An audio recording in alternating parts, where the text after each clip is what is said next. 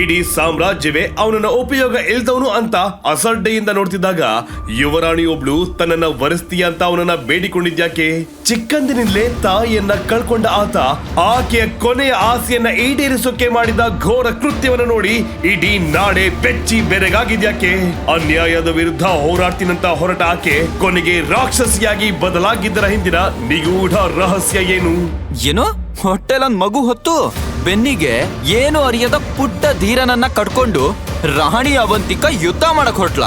ಅಲ್ಲ, ಅವಳನ್ ರಣರಂಗಕ್ ಬರಕ್ ಬಿಟ್ಟಲ್ಲ, ಅವನೆಂತ ಗಂಡ, ಅವನಿಗೆ ಮಹಾರಾಜ ಅನ್ನೋ ಪಟ್ಟ ಬೇರೆ ಕೇಡು ಅಂತ ವೈರಿ ಸೈನಿಕರೊಬ್ಬ ಮಹಾರಾಣಿ ಅವಂತಿಕಳನ್ನ ನೋಡಿ ಮಾತಾಡ್ಕೊಳ್ತಿದ್ದ. ಕರಿಕಾನ ರಾಕ್ಷಸರ ದಂಡು ಹಠಾತ್ ಆಗಿ ವೈಭವ ನಗರದ ಮೇಲೆ ಮುಗಿಬಿದ್ದಿತ್ತು. ಮಹಾರಾಜ ವೀರೇಂದ್ರ ವರ್ಮ ಎಷ್ಟೇ ವೀರಾವೇಶದಿಂದ ಹೋರಾಡಿದ್ರು ವೈರಿಗಳ ಸಂಖ್ಯೆ ಹೆಚ್ಚಿದ್ದರಿಂದ ಸೈನ್ಯ ಸೋಲುವ ಹಂತಕ್ಕೆ ತಲುಪಿತ್ತು. ತನ್ನ ಗಂಡ ಮತ್ತು ರಾಜ್ಯದ ಈ ದುಸ್ಥಿತಿ ನೋಡಿದ ಮಹಾರಾಣಿ ಅವಂತಿಕಾ ತಾನು ತುಂಬು ಗರ್ಭಿಣಿ ಅನ್ನೋದನ್ನು ಲೆಕ್ಕಿಸದೆ ಬೆನ್ನಿಗೆ ತನ್ನ 6 ವರ್ಷದ ಮಗ ಧೀರಸೇನನನ್ನ ಕಟ್ಟಿಕೊಂಡು ರಣರಂಗಕ್ಕೆ ಧುಮುಕಿದ್ಲು. ಸಾಕ್ಷಾತ್ ಭದ್ರ ಕಾಳಿಯಂತೆ ಅವಳು ವೈರಿಗಳ ರುಂಡ ಚೆಂಡಾಡ್ತಿದ್ರೆ ಶತ್ರು ಸೈನ್ಯವೇ ಬೆಚ್ಚಿ ಬಿತ್ತು. ಆಗ ಅವಳಿಗೆ ಎದುರಾದವನೇ ಆ ಕ್ರೂರ ವೈರಿ ರಾಜ. ಏ ಅವಂತಿಕಾ, ಈ ಸುಂದರವಾದ ಮುಖಕ್ಕೆ ರಕ್ತದ ಕಲೆ ಇದ್ರೆ ಚೆನ್ನಾಗಿರಲ್ಲ. ಮರ್ಯಾದೆಯಿಂದ ಶರಣಾಗು. ನಿನ್ನನ್ನು ನಿನ್ನ ಮಗನನ್ನು ಬದುಕಿ ಬಾಳೋಕ್ ಬಿಡ್ತೀನಿ. ಇಲ್ಲ ಅಂದ್ರೆ ಈ ಯುದ್ಧ ಭೂಮಿಯಲ್ಲಿ ನಿಮ್ಮಿಬ್ರ ಸಮಾಧಿ ಆಗುತ್ತೆ. ಆ ರಾಕ್ಷಸನ ಮಾತು ಕೇಳಿ ಅವಂತಿಕಾ ಕಣ್ಣು ಕೆಂಪಾಯ್ತು. ನನ್ನ ರಾಜ್ಯದ ತಂಟೆಗೆ ಬರೋ ನೀಚರಿಗೆ ನರಕಾನಿ ಗತಿ ಅಂತ ಗುಡುತ್ತಾ ತನ್ನ ಖಡ್ಗವನ್ನ ಎತ್ತಿ ಅವನ ಕಡೆ ನುಗ್ಗಿದ್ಲು. ಆದ್ರೆ ನೀಚನಾಗಿದ್ದ ಆ ವೈರಿ ರಾಜ ತಕ್ಷಣ ಅವಂತಿಕಾಳ ಗಮನ ಬೇರೆಡೆ ಸೆಳೆದು ಬಲವಾಗಿ ಅವಳ ತುಂಬು ಗರ್ಭದ ಮೇಲೆ ಗದೆಯಿಂದ ಪ್ರಹಾರ ಮಾಡಿದ. ತುಂಬು ಗರ್ಭಿಣಿ ಅವಂತಿಕಾ ತನ್ನ ಮಗ ಧೀರಸೇನನೊಟ್ಟಿಗೆ ಕುದುರೆಯಿಂದ ಕೆಳಬಿದ್ದಳು. ಅವಳು ನೋವಲ್ಲಿ ಒದ್ದಾಡೋಕೆ ಶುರು ಮಾಡಿದ್ಲು. ಹೊಟ್ಟೆಗೆ ಬಿದ್ದ ಏಟಿನಿಂದ ಅವಳಿಗೆ ರಕ್ತಸ್ರಾವ ಆಗೋಕೆ ಶುರುವಾಯ್ತು. ನೋಡ್ತಿದ್ದಂಗೆ ಶತ್ರು ಸೈನ್ಯ ಅವಳನ್ನ ಸುತ್ತುವರಿಯಿತು. ಇನ್ನೇನು ಆ ದುಷ್ಟರೆಲ್ಲ ಅವಂತಿಕಾಳನ್ನ ಪುಟ್ಟ ಧೀರಸೇನನನ್ನ ಸಾಯಿಸಿ ಬಿಟ್ಟು ಅನ್ನುವಾಗ್ಲೇ ಅಲ್ಲಿ ಯಾರು ನಿರೀಕ್ಷೆ ಮಾಡಿರದ ಒಂದು ಭಯಾನಕ ಘಟನೆ ನಡೆದೇ ಹೋಯ್ತು. ಅದನ್ನ ನೋಡಿ ವೈರಿ ರಾಜನ ಅಟ್ಟಹಾಸ ಕ್ಷಣಾರ್ಧದಲ್ಲೇ ಮಾಯವಾಗಿ ಎದೆ ಜಲ್ಲನಕ್ಕೆ ಶುರುವಾಯ್ತು. ಯಾಕಂದ್ರೆ ಅಮ್ಮನ ಬೆನ್ನಿಂದ ಜಾರಿದ್ದ ಆ ಪುಟ್ಟ ಬಾಲಕನ ಎಳೆ ಕೈಗಳು ಪಕ್ಕದಲ್ಲಿ ಬಿದ್ದಿದ್ದ ರಕ್ತ ಸಿಕ್ತ ಖಡ್ಗವನ್ನ ಸ್ಪರ್ಶಿಸಿತ್ತು. ಅಲ್ಲಿ ನಡೆದ ಘಟನೆ ನೋಡಿ ರಣರಂಗವೇ ಸ್ತಬ್ಧವಾಯ್ತು. ಒಬ್ಬ ಬಲಿಷ್ಠ ಸೈನಿಕ ಎತ್ತೋಕೆ ಕಷ್ಟಪಡ್ತಿದ್ದ ಆ ಭಾರವಾದ ಖಡ್ಗ ಆ ಪುಟ್ಟ ಮಗುವಿನ ಸ್ಪರ್ಶಕ್ಕೆ ಜೀವ ಬಂದಂತೆ ಕಂಪಿಸೋಕೆ ಶುರುವಾಯ್ತು. ಮರುಕ್ಷಣವೇ ಆ ಮಗುವಿನ ದೇಹದಿಂದ ಕೆಂಪು ಬಣ್ಣದ ಪ್ರಖರವಾದ ಶಕ್ತಿಯೊಂದು ಸ್ಫೋಟಗೊಂಡು ಒಂದು ರಕ್ಷಣಾ ಕವಚದಂತೆ ಮಗು ಮತ್ತು ತಾಯಿಯನ್ನ ಆವರಿಸಿಕೊಳ್ತು. ಆ ಶಕ್ತಿಯ ತೀವ್ರತೆ ಎಷ್ಟಿತ್ತಂದ್ರೆ ಎದುರಿಗಿದ್ದ ವೈರಿ ಸೈನ್ಯದ ಕುದುರೆಗಳು ಭಯದಿಂದ ಅಲ್ಲಿಂದ ಓಡಿ ಹೋದ್ವು. ಇನ್ನು ಆ ಪುಟ್ಟ ಮಗುವಿನ ಕಣ್ಣಲ್ಲಿ ಕಂಡ ಪ್ರಚಂಡ ರುದ್ರ ತೇಜಸ್ಸನ್ನು ನೋಡಿ ಸಾಕ್ಷಾತ್ ಕಾಲ ಭೈರವನೇ ಶಿಶುವಿನ ರೂಪದಲ್ಲಿ ಕೂತಿದ್ದಾನೇನೋ ಅನ್ನೋ ಭಯದಲ್ಲಿ ವೈರಿ ರಾಜನ ಕೈಯಲ್ಲಿದ್ದ ಆಯುಧವನ್ನ ಅವನ ಪಾದದ ಅಡಿಯಲ್ಲಿ ಇಟ್ಟು ತನ್ನ ಪ್ರಾಣ ಉಳಿಸ್ಕೊಳ್ಳೋಕೆ ಅಲ್ಲಿಂದ ಕಾಲ್ಕಿತ್ತ. ಅಷ್ಟಕ್ಕೂ ಪುಟ್ಟ ಬಾಲಕ ಧೀರಸೇನ ಅಂತಹ ಕೃತ್ಯವನ್ನ ಹೇಗೆ ಮಾಡಿದ? ಧೀರಸೇನನಿಗೆ ಅಡಗಿದ್ದ ಆ ಪ್ರಖರ ಶಕ್ತಿಯ ರಹಸ್ಯವೇನು ಅನ್ನೋದು ಗುಟ್ಟಾಗಿ ಉಳಿತು. ಇತ್ತ ಮಹಾರಾಜ ವೀರೇಂದ್ರ ವರ್ಮನಿಗೆ ಹಠಾತ್ ಆಗಿ ವೈರಿ ಸೈನ್ಯದವರು ಕಾಲ್ ಕೇಳೋಕೆ ಶುರು ಮಾಡಿದಾಗ ಇದೆಲ್ಲ ಹೇಗಾಯ್ತು ಅಂತ ಯೋಚಿಸ್ತಾನೆ. ಹೆಂಡತಿಯನ್ನ ಹುಡ್ಕೊಂಡು ಅವಳ ಹತ್ರ ಬಂದಾಗ್ಲೇ ಅವಂತಿಕಾಳ ಪ್ರಸವ ವೇದನೆ ಜೋರಾಗುತ್ತೆ. ಸ್ವಲ್ಪ ಹೊತ್ತಲ್ಲೇ ರಣರಂಗದಲ್ಲಿ ಅವಂತಿಕಾ ಒಂದು ಸುಂದರ ಹೆಣ್ಣು ಮಗುವಿಗೆ ಜನ್ಮ ಕೊಡ್ತಾರೆ. ಆದ್ರೆ ವಿಪರ್ಯಾಸ ಅಂದ್ರೆ ಮಗುವಿನ ಜನನ ಆಗ್ತಿದ್ದ ಹಾಗೆ ಅವಂತಿಕಾ ಸತ್ತೋಗ್ತಾರೆ. ತನ್ನ ಪ್ರಾಣಕ್ಕಿಂತ ಹೆಚ್ಚಾಗಿ ಪ್ರೀತಿಸೋ ಹೆಂಡತಿ ಸತ್ತೋದಾಗ ವೀರೇಂದ್ರ ವರ್ಮನಿಗಂತೂ ಎದೆ ಒಡೆದು ಹೋದಂಗಾಗುತ್ತೆ. ಧೀರಸೇನ ಅಮ್ಮನನ್ನ ಹಿಡ್ಕೊಂಡು ಜೋರಾಗಳ್ತಾನೆ. ಅವಂತಿಕಾರ ಕೊನೆಯ ಕಾರ್ಯಗಳನ್ನು ಮುಗಿಸಿ ವೀರೇಂದ್ರ ವರ್ಮ ಬೇಸರದಲ್ಲೇ ತಾನೇ ಹುಟ್ಟಿದ ಹಸುಗೂಸನ್ನ ಕರ್ಕೊಂಡು ಬಾಲಕ ಧೀರಸೇನನ ಒಟ್ಟಿಗೆ ಅರಮನೆಗೆ ವಾಪಸ್ ಆಗ್ತಾರೆ. ಇತ್ತ ಅರಮನೆಯ ಇನ್ನೊಂದು ಮೂಲೆಯಲ್ಲಿ ಯಾರಿಗೂ ತಿಳಿಯದ ಹಾಗೆ ಮಾರ್ಮಿಕವಾದ ಮತ್ತೊಂದು ಘಟನೆ ನಡೀತಿರುತ್ತೆ. ವೀರೇಂದ್ರ ವರ್ಮನ ಮಲ ಸಹೋದರರಾದ ಯಜುವೇಂದ್ರ ಮತ್ತು ನಾಗೇಂದ್ರ ಕೋಪದಲ್ಲಿ ಬುಸ್ಕೊಡ್ತಾ ಓಡಾಡ್ತಿರ್ತಾರೆ. ವೀರೇಂದ್ರನ್ ವಂಶ ನಿರ್ವಂಶ ಮಾಡೋ ಒಂದ್ ಸಣ್ಣ ಕೆಲ್ಸ ಕೊಟ್ಟಿದ್ದೆ ನಿಂಗೆ. ನಿನ್ ಹತ್ರ ಅದನ್ನು ಸರಿಯಾಗಿ ಮಾಡಕ್ಕಾಗ್ಲಿಲ್ಲ. ದಿನವೆಲ್ಲ ದಾಸಿಯರ ಜೊತೆ ಲಲ್ಲೆ ಹೊಡಿಯೋದ್ ಬಿಟ್ಟು ನಿನಗೆ ಇನ್ನು ಏನಾದ್ರೂ ಗೊತ್ತಾ? ಅಣ್ಣ, ಅವಂತಿಕನ ಮತ್ತೆ ಅವಳ ಮಗನ್ನ ಹೊಡೆಯೋಕೆ ನಮ್ ಸೈನಿಕನ್ನೇ ಕಳಿಸಿದ್ದೆ. ಆದ್ರೆ ಆ ದುಷ್ಟ ವ್ಯಕ್ತಿ ಆ ಕೆಲಸನ ಅರ್ಧ ಮಾಡಿ ಹೇಳ್ದೆ ಕೇಳ್ದೆ ಓಡ್ ಹೋಗಿದ್ದಾನೆ ಅಂತ ತಮ್ಮ ಯಜುವೇಂದ್ರ ಹೇಳಿದಾಗ ಅಣ್ಣ ನಾಗೇಂದ್ರನ ಮುಖ ಕೋಪದಲ್ಲಿ ಕಪ್ಪಿಟ್ಟೋಗುತ್ತೆ. ಒಂದು ಮಾತು ಆಡ್ಬೇಡ. ನಾವ್ಯಾರು, ನಮ್ ಉದ್ದೇಶ ಏನು, ನಾವ್ ಯಾಕೆ ಆ ವೀರೇಂದ್ರನನ್ನ ಸಾಯಿಸೋಕ್ ಹೋಗ್ತಿದೀವಿ ಅನ್ನೋದನ್ನ ಮರಿಬೇಡ ಅಷ್ಟೇ. ಅಂತ ಹೇಳಿದಾಗ ಅವನ ಮಾತಿನ ಹಿಂದೆ ಇದ್ದ ಮರ್ಮಾರಿತ ಯಜುವೇಂದ್ರ ಸುಮಾರು ವರ್ಷಗಳ ಮುಂಚೆ ನಡೆದ ಆ ಭಯಾನಕ ಘಟನೆ ಬಗ್ಗೆ ನೆನ್ಸ್ಕೊತಾನೆ. ಅವತ್ತೊಂದಿನ ವೈಭವ ಸಾಮ್ರಾಜ್ಯದ ದಟ್ಟ ಅರಣ್ಯದ ನಿಗೂಢ ಪ್ರದೇಶದಲ್ಲಿ ಒಬ್ಬ ಮಾಂತ್ರಿಕನ ಮುಂದೆ ನಾಗೇಂದ್ರ ಮತ್ತು ಯಜುವೇಂದ್ರ ಕೂತಿರ್ತಾರೆ. ಆ ಮಾಂತ್ರಿಕ ತನ್ನ ಅಪ್ರತಿಮ ಶಕ್ತಿಗಳಿಂದ ಎದುರಿಗಿದ್ದ ಅಗ್ನಿಯಲ್ಲಿ ಒಂದು ಹಿಡಿ ಬೂದಿ ಹಾಕಿದ ಕೂಡಲೇ ಮುಂದೆ ನಡೆಯೋ ಘಟನೆಗಳೆಲ್ಲ ಅವರಿಗೆ ಕಾಣಿಸೋದಕ್ಕೆ ಶುರುವಾಗುತ್ತೆ. ಅವರು ಮರುಕ್ಷಣ ಜೋರಾಗಿ ಕಿರ್ಚಾಡ್ತಾ ಅದೊಂದು ಭಯಾನಕ ವಿಷಯದ ಬಗ್ಗೆ ಹೇಳ್ಬಿಟ್ಟಾಗ ನಾಗೇಂದ್ರ ಮತ್ತು ಯಜುವೇಂದ್ರ ತತ್ತರಿಸಿ ಹೋಗ್ತಾರೆ. ಅವರ ಮೈ ಕಂಪಿಸೋಕೆ ಶುರುವಾಗುತ್ತೆ. ಅಷ್ಟಕ್ಕೂ ಅವರು ಹೇಳಿದ ಆ ಭಯಾನಕ ವಿಷಯ ಆದ್ರೂ ಯಾವುದು, ಅವ್ರು ಯಾಕೆ ಆ ಮಾಂತ್ರಿಕನ ಬಳಿ ಹೋಗಿದ್ರು ಅನ್ನೋ ಪ್ರಶ್ನೆಗಳಾಗಿ ಉಳಿದು ಹೋಗುತ್ತೆ.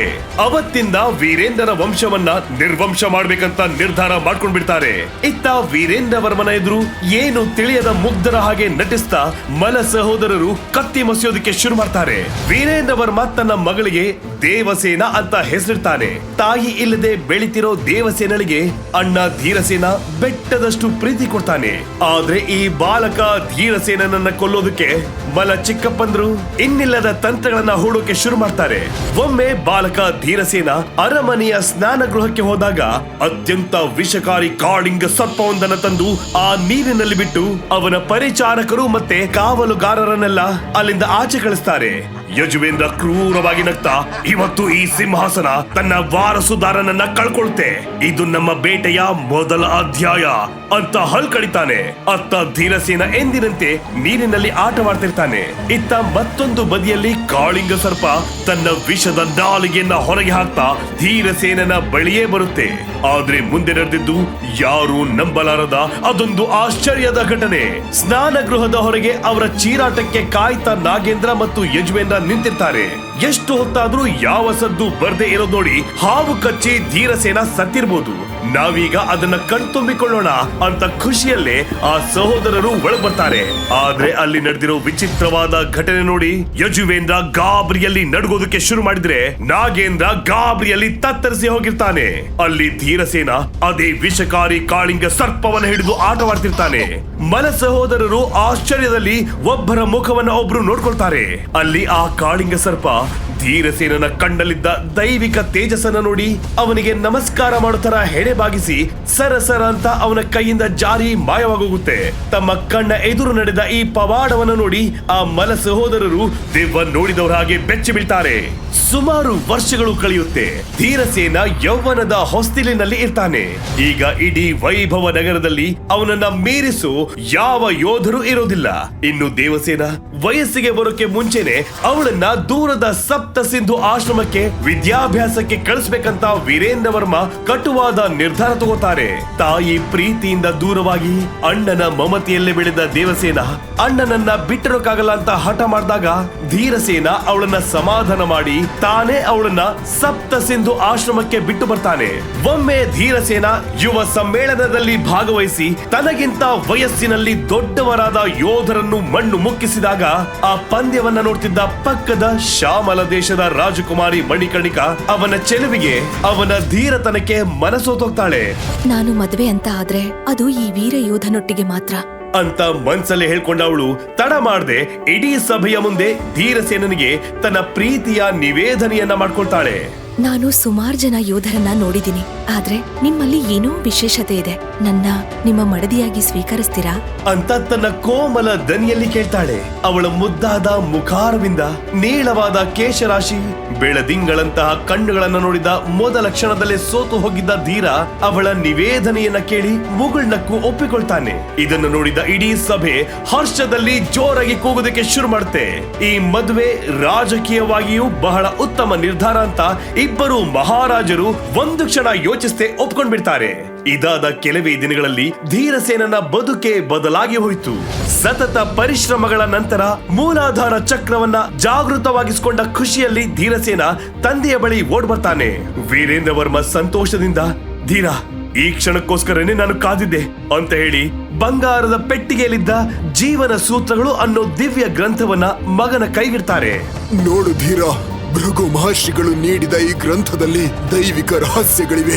ಈ ರಹಸ್ಯಗಳನ್ನು ಭೇದಿಸಿ ಆದಷ್ಟು ಬೇಗ ನೀನು ಸ್ವಾಧಿಷ್ಠಾನ ಚಕ್ರವನ್ನ ಜಾಗೃತ ಮಾಡ್ಕೋ ಅಂತ ಹೇಳ್ತಾ ಇರುವಾಗ್ಲೇ ಏಕಾಏಕಿ ವೀರೇಂದ್ರ ವರ್ಮನಿಗೆ ಕತ್ತು ಬಿಗಿದಂತಾಗಿ ವಿಪರೀತ ಕೆಮ್ಮು ಶುರುವಾಯ್ತು. ಕ್ಷಣಾರ್ಧದಲ್ಲಿ ಅವರ ಕಣ್ಣುಗಳು ಕೆಂಪಾಗಿ ಇಡೀ ದೇಹ ನೀಲಿಗಟ್ಟೋಕೆ ಶುರುವಾಯ್ತು. ತಂದೆಯ ಸ್ಥಿತಿ ನೋಡಿ ಧೀರಸೇನ ಗಾಬರಿಯಿಂದ ಅಪ್ಪಾಜಿ ಅಪ್ಪಾಜಿ ಅಂತ ಕೂಗ್ತಾ ಅವರನ್ನ ಹಿಡ್ಕೊಂಡ. ವೀರೇಂದ್ರ ವರ್ಮ ಕಷ್ಟಪಟ್ಟು ಉಸಿರು ತಗೊಳ್ತಾ ತಾನು ಕುಡಿತಿದ್ದ ಪಾನೀಯದ ಕಡೆ ಕೈ ಮಾಡಿ, ಧೀರ ಸಮಯ ಇಲ್ಲ, ಆ ಪುಸ್ತಕನ ಜೋಪಾನ ಮಾಡು, ನೀನೇ ಈ ರಾಜ್ಯದ ಕೊನೆ ಭರವಸೆ ಅಂತ ಹೇಳ್ತಾ ಮಗನ ಮಡಿಲಲ್ಲೇ ಪ್ರಾಣ ಬಿಟ್ರು. ಅಪ್ಪನ ಸಾವಿನ ಆಘಾತದಲ್ಲಿ ಧೀರಸೇನ ಅಪ್ಪಾಜಿ ಎದ್ದೇಳಿ ಅಂತ ರೋಧಿಸ್ತಿದ್ದ ಹಾಗೆ ಅಲ್ಲಿಗೆ ರಾಜರ ಬಟ್ಟೆಗಳನ್ನು ತೊಟ್ಟಿದ್ದ ಮಲ ಚಿಕ್ಕಪ್ಪಂದಿರಾದ ನಾಗೇಂದ್ರ ಮತ್ತು ಯಜುವೇಂದ್ರ ಸೈನ್ಯದೊಂದಿಗೆ ಪ್ರವೇಶ ಮಾಡಿದ್ರು. ಅವರು ಧೀರಸೇನನ್ನ ಸಮಾಧಾನ ಮಾಡೋ ಬದಲು ರಕ್ಕಸರಂತೆ ಅವನ ಮೇಲೆ ಎರಗಿದ್ರು. ನಾಗೇಂದ್ರ ದಯಾ ದಾಕ್ಷಿಣ್ಯ ಇಲ್ದೆ ಧೀರಸೇನನ ಕೆನ್ನೆಗೆ ಚಟೀರಂತ ಹೊಡೆದು, ಮಹಾರಾಜರನ್ನೇ ಸಾಯಿಸ್ಬಿಟ್ಟಿಯಲ್ಲೋ ನೀಚ ಅಂತ ಬೈತಾನೆ. ಆ ಮಾತುಗಳನ್ನ ಕೇಳಿ ಧೀರಸೇನನ ಕಾಲ ಕೆಳಗಿನ ನೆಲವೇ ಕುಸಿದು ಹೋದಂಗಾಯ್ತು. ಅವನು ಭಯದಲ್ಲಿ ಇದನ್ನ ಮಾಡಿಲ್ಲ ಅಂತ ಎಷ್ಟೇ ಹೇಳಿದ್ರು ಅವನ ಮಾತನ್ನು ಅಲ್ಲಿ ಯಾರು ನಂಬೋದಿಲ್ಲ. ಸೈನಿಕರು ಸೀದಾ ಬಂದೋರೆ ಧೀರಸೇನನ ಕೈಯೇ ಕೋಳವನ್ನ ಹಾಕ್ಬಿಡ್ತಾರೆ. ಈ ನೀಚನ್ನ ಕಾರಾಗೃಹಕ್ಕೆ ತಳ್ರೋ, ಅಪ್ಪನ ಕೊಂತಪ್ಪಿಗೆ ಇವನ್ಗೆ ಜೀವಾವಧಿ ಶಿಕ್ಷೆನೇ ಆಗ್ಬೇಕು ಅಂತ ನಾಗೇಂದ್ರ ಹೇಳ್ಬಿಟ್ಟಾಗ ಧೀರಸೇನ ನಡುಗಿ ಹೋಗ್ತಾನೆ. ಕಡೆಗೆ ಧೀರಸೇನ ತನ್ನೆಲ್ಲ ಶಕ್ತಿಗಳನ್ನು ಒಗ್ಗೂಡಿಸಿ ಅಲ್ಲಿದ್ದ ಸೈನಿಕರ ಮೇಲೆ ದಾಳಿ ಮಾಡೋಕೆ ಶುರು ಮಾಡ್ತಾನೆ. ಮಹಾನ್ ಯೋಧನಾಗಿದ್ದ ಧೀರಸೇನನ ರೋಷವನ್ನ ಅವ್ರ್ಯಾರಿಗೂ ತಡೆಯೋಕೆ ಆಗ್ತಿರಲ್ಲ. ಆದ್ರೆ ಆಗ್ಲೇ ನಾಗೇಂದ್ರ ಹಿಂದಿನಿಂದ ಧೀರಸೇನನ ತಲೆಗೆ ದಪ್ಪನೆಯ ಕಬ್ಬಿಣ ಸಲಾಕಿಯಿಂದ ಬಲವಾಗಿ ಹೊಡಿತಾನೆ. ಧೀರನ ತಲೆ ಧಿಮ್ಮೆಂದು ಕುಸಿದ್ಬಿಡ್ತಾನೆ. ಆಗ ನಾಗೇಂದ್ರ ನಿಧಾನಕ್ಕೆ ಅವನ ಕಿವಿಯಲ್ಲಿ ತಮ್ಮ ವಶದಲ್ಲಿರುವ ಅವನ ತಂಗಿ ದೇವಸೇನಳ ಬಗ್ಗೆ ಅದೊಂದು ವಿಷಯವನ್ನು ಹೇಳಿದಾಗ ಧೀರಸೇನನಿಗೆ ಆಕಾಶವೇ ಕಳಚಿ ತಲೆ ಮೇಲೆ ಬೀಳ್ತಿದ್ಯೇನೋ ಅನಿಸ್ಬಿಡುತ್ತೆ. ಅವನ ಕಣ್ಣಂಚಲ್ಲಿ ನೀರು ಹರಿಯೋದಕ್ಕೆ ಶುರುವಾಗುತ್ತೆ. ಧೀರಸೇನನನ್ನ ನಾಗೇಂದ್ರ ಒಂದು ಕತ್ತಲ ಕೋಣೆಯಲ್ಲಿ ಬಂಧಿಸ್ಬಿಡ್ತಾನೆ. ಅಯ್ಯೋ, ನಾನೆಂತ ದುರದೃಷ್ಟವಂತ. ಅಮ್ಮನ್ನ ಕಳ್ಕೊಂಡೆ, ಆಮೇಲೆ ಅಪ್ಪನ್ನು ಕಳ್ಕೊಂಡೆ. ಈಗ ನಾನು ಪ್ರಾಣಕ್ಕಿಂತ ಹೆಚ್ಚಾಗಿ ಪ್ರೀತಿಸೋ ನನ್ ತಂಗಿಯನ್ನ ನೀಚರು ಬಂಧಿಸಿದ್ದಾರೆ. ದೇವ್ರೆ, ಹೀಗ್ ನನ್ನ ಬದುಕ್ಸೋ ಬದಲು ಸಾಯಿಸ್ಬಿಡ್ಬಾರ್ದಿತ್ತ. ಹೀಗೆ ಹೇಳ್ತಾ ಧೀರಸೇನ ಅವನ ತಂದೆ ಕೊಟ್ಟ ಗ್ರಂಥವನ್ನ ತನ್ನ ಎದೆಗೆ ಒತ್ತಿಕೊಂಡು ಅಳುವುದಕ್ಕೆ ಶುರು ಮಾಡ್ತಾನೆ. ಆದರೆ ಮರುಕ್ಷಣ ವಿಚಿತ್ರ ಅನ್ಸೋ ರೀತಿ ಆ ಗ್ರಂಥ ಕೆಂಡದಂತೆ ಬಿಸಿಯಾಗುತ್ತೆ. ಅದರ ಶಾಖವನ್ನ ತಾಳಲಾರದೆ ಧೀರ ಅದನ್ನ ಬಿಸಾಡ್ಬಿಟ್ಟಾಗ ಅದರಿಂದ ಪ್ರಕಾಶಮಾನವಾದ ಚಿನ್ನದ ಬಣ್ಣದ ಶಕ್ತಿ ಹೊರಗೆ ಬರೋಕೆ ಶುರು ಮಾಡುತ್ತೆ. ಧೀರಸೇನ ಭಯದಿಂದ ಅದನ್ನ ನೋಡೋಕೆ ಶುರು ಮಾಡ್ತಾನೆ. ಇದೇನಾಗ್ತಾ ಇದೆ ಇಲ್ಲಿ? ಈ ಗ್ರಂಥ ಯಾಕೆ ಹೀಗೆ ಹೊಳಿತಾ ಇದೆ? ಧೀರಸೇನನಿಗೆ ಏನಾಗ್ತಿದೆ ಅಂತ ಅರ್ಥ ಆಗೋ ಮುಂಚೆನೆ ಆ ಪುಸ್ತಕ ಹೊತ್ತಿ ಉರಿಯೋದಕ್ಕೆ ಶುರುವಾಗುತ್ತೆ. ಆದರೆ ಆ ಬೂದಿಯ ರಾಶಿಯ ಮಧ್ಯೆ ಕಣ್ಣು ಕುಕ್ಕುವಂತಹ ಚಿನ್ನದ ಹಾಳೆಯೊಂದು ಹೊಳಿತಾ ಇರುತ್ತೆ. ಧೀರಸೇನ ಕುತೂಹಲದಿಂದ ಅದನ್ನ ಮುಟ್ಟಿದ ತಕ್ಷಣ ಆ ಸ್ವರ್ಣ ಪತ್ರ ಸಾವಿರಾರು ಬೆಳಕಿನ ಕಣಗಳಾಗಿ ಧೀರಸೇನನ ದೇಹವನ್ನ ಹೊಕ್ಕಿ ಬಿಡುತ್ತೆ. ಆ ಸ್ವರ್ಣ ಪತ್ರ ಧೀರಸೇನನ ದೇಹ ಸೇರಿದ ಮೇಲೆ ಅವನಿಗೆ ತಲೆ ತಿರುಗಿದ ಹಾಗಾಗಿ ಅವನು ಪ್ರಜ್ಞೆ ತಪ್ಪಿ ಬಿದ್ದೋಗ್ತಾನೆ. ಇದೇ ಸಮಯಕ್ಕೆ ಸರಿಯಾಗಿ ಮಾರನೇ ದಿನ ವೈಭವ ನಗರದಲ್ಲಿ ಸಾವಿನ ಸ್ಪರ್ಧೆ ಇದೆ ಅಂತ ಘೋಷಣೆ ಆಗುತ್ತೆ. ಜೈಲಿನಿಂದ ಶಾಶ್ವತವಾಗಿ ಬಿಡುಗಡೆ ಸಿಗ್ಬೇಕಂದ್ರೆ ಈ ಸ್ಪರ್ಧೆಯಲ್ಲಿ ಗೆಲ್ಲಲೇಬೇಕಿತ್ತು. ಮಾರನೇ ದಿನ ಸಾವಿನ ಸ್ಪರ್ಧೆಯ ಅಖಾಡದಲ್ಲಿ ಧೀರಸೇನ ಭಯದಲ್ಲಿ ನಡುತ್ತಾ ನಿಂತಿರ್ತಾನೆ. ಅವನ ಎದುರಿಗೆ ಧೀರಸೇನನ ರಕ್ತ ಕುಡಿಯೋಕೆ ಯುದ್ಧ ಸೈನಿಕರು ಸಾಲಾಗಿ ನಿಂತು ಕತ್ತಿ ಮಸಿತಿರ್ತಾರೆ. ಇನ್ನು ಪ್ರೇಕ್ಷಕರ ಸಾಲಲ್ಲಿ ಕೂತಿದ್ದ ನಾಗೇಂದ್ರ ಮತ್ತು ಯಜುವೇಂದ್ರ ಇವತ್ತು ಧೀರಸೇನನ ಸಾವು ಖಚಿತ ಅಂತ ನಗ್ತಿದ್ರು. ಆದರೆ ಯಾವಾಗ ಯುದ್ಧ ಸೈನಿಕರು ಧೀರಸೇನನ ಮೇಲೆ ಮುಗಿಬಿದ್ರು ಆಗ ನಡೆದ ಭಯಾನಕ ಘಟನೆಯನ್ನು ನೋಡಿ ಇಡೀ ವೈಭವ ನಗರವೇ ತತ್ತರಿಸೋಗುತ್ತೆ.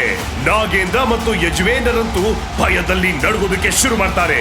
ಹಾಗಾದ್ರೆ ಎಲ್ಲರೂ ನಡುಗೋ ರೀತಿಯಲ್ಲಿ ರಣಾಂಗಣದಲ್ಲಿ ನಡೆದ ಘಟನೆ ಆದ್ರೂ ಏನು? ಸಾವಿನ ಸ್ಪರ್ಧೆಯಲ್ಲಿ ಧೀರಸೇನ ಗೆಲ್ತಾನ? ತನ್ನ ತಂಗಿ ದೇವಸೇನಳನ್ನ ಕಾಪಾಡೋಕೆ ಆ ಕಾಡಿ ಬೆಟ್ಟಕ್ಕೆ ಹೋಗ್ತಾನ? ಅಪ್ಪನ ಸಾವಿಗೆ ಕಾರಣವಾದವರನ್ನ ಭೇಟಿಯಾಡ್ತಾನ? ಕಾಡಿನಲ್ಲಿ ಮಾಂತ್ರಿಕ ಯಾವ ವಿಚಾರದ ಬಗ್ಗೆ ಹೇಳಿದಕ್ಕೆ ವೀರೇಂದ್ರನ ವಂಶವನ್ನ ನಿರ್ನಾಮ ಮಾಡೋಕೆ ಮಲ ಚಿಕ್ಕಪ್ಪಂದಿರು ಕಾಯ್ತಿದ್ದಾರೆ. ದುಷ್ಟ ಮಲ ಚಿಕ್ಕಪ್ಪಂದಿರ ವಶದಲ್ಲಿರೋ ದೇವಸೇನ ಗತಿ ಏನಾಗಿದೆ? ಇದನ್ನೆಲ್ಲ ತಿಳ್ಕೋಬೇಕಾ? ಈಗ ನೀವು ಪಾಕೆಟ್ ಎಫ್ಎಂ ನಲ್ಲಿರೋ ಎಲ್ಲಾ ಶೋಗಳನ್ನ ಈಸಿಯಾಗಿ ಕೇಳಬಹುದು. ಈಗಲೇ ಡೌನ್ಲೋಡ್ ಮಾಡಿ ಪಾಕೆಟ್ ಎಫ್ಎಂ ಮತ್ತು ಕೇಳಿ ಅನ್ಬಿಲಿಯಬಲ್ ಟ್ವಿಸ್ಟ್ ಅಂಡ್ ಟರ್ನ್ಸ್ ಇರೋ ಮಹಾಕಥೆ ಕೇವಲ ನಿಮಗಾಗಿ.